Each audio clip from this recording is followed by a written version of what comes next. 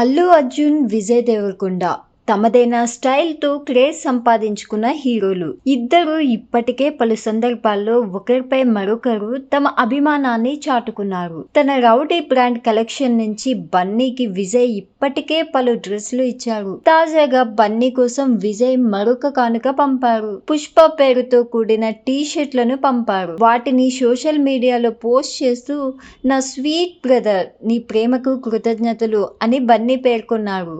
"Love you అన్నా, మన సంప్రదాయాలు కొనసాగుతాయి" అని విజయ్ రిప్లై ఇచ్చారు.